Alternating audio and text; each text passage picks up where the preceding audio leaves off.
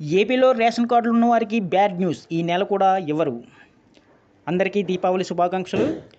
ఆంధ్రప్రదేశ్లో రేషన్ కార్డులు ఉన్న వారికి మరోసారి బ్యాడ్ న్యూస్. ఈ నెలలో అక్టోబర్ కూడా కందిపప్పు లేనట్లే. గత ఏడాది కూటమి ప్రభుత్వం అధికారంలోకి వచ్చిన తర్వాత కందిపప్పును కొన్ని నెలల పాటు పంపిణీ చేశారు. ఆ తర్వాత కందిపప్పు పంపిణీ నిలిచిపోయింది. ఏ నెలకు ఆ నెల పంపిణీ వాయిదా పడుతూనే ఉంది. అయితే కందిపప్పు కేటాయింపులు లేవని అధికారులు చెబుతున్నారు. దసరా, దీపావళి పండుగలు ఉన్న రేషన్ షాపుల్లో బియ్యం, పంచదారతో పాటు రాగులు మాత్రమే పంపిణీ చేస్తున్నారు. ఈ ఆర్థిక సంవత్సరం నుంచే కందిపప్పు సరఫరా ఆగిపోయింది. బహిరంగ మార్కెట్లో ధరలు ఎక్కువగా ఉండడంతో పేదలు కందిపప్పు కొనలేకపోతున్నారు.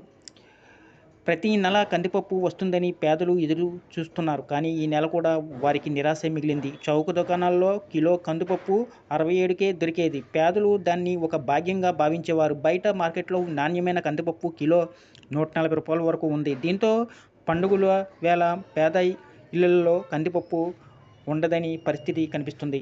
ప్రభుత్వం రేషన్ దుకాణాల ద్వారా తెల్ల రేషన్ కార్డు లబ్ధిదారులకు బియ్యం, పంచదార మాత్రమే ఇస్తుంది. ఈ నెలలో ఒక లబ్ధిదారుడికి 3 కిలోలు తగ్గకుండా రాగులు అందిస్తున్నారు. బియ్యానికి బదులుగా రాగులు తీసుకోవాల్సి ఉంటుందని అధికారులు చెబుతున్నారు. ఇవి కూడా ఉచితమే అంటున్నారు. గత నెల 25 నుంచి 65 ఏళ్ల పైబడిన వారికి డీలర్లు ఇంటి వద్దకే సరుకులు సరఫరా చేశారు. బుధవారం నుంచి లబ్ధిదారులకు రేషన్ పంపిణీ మొదలైంది. రేషన్ తీసుకోవడానికి వచ్చిన లబ్ధిదారులు డీలర్లను కందిపప్పు వచ్చిందా అని అడుగుతున్నారు. కందిపప్పు రాలేదని చెప్పడంతో నిరాశగా వెనుదిరుగుతున్నారు. రేషన్ షాపుల ద్వారా బియ్యం, అరకిలో పంచదారతో పాటు గోధుమ పిండి, పామాయిల్, జొన్నలు, రాగులు వంటివి అందజేస్తే తమకు మేలు జరుగుతుందని ప్రజలు కోరుతున్నారు. ఆ దిశగా ప్రభుత్వం చర్యలు తీసుకోవాలని డిమాండ్ చేస్తున్నారు. కొన్ని నెలలుగా కందిపప్పు స్టాక్ రాలేదని, అందుకే పంపిణీ చేయలేకపోతున్నామని అధికారులు చెబుతున్నారు. మొత్తం మీద కందిపప్పు కష్టాలు ఈ నెల కూడా కొనసాగుతున్నాయి. ఈ వీడియో కానీ మీకు నచ్చినట్లయితే ఒక లైక్, సబ్స్క్రైబ్ చేయడం మాత్రం మర్చిపోకండి.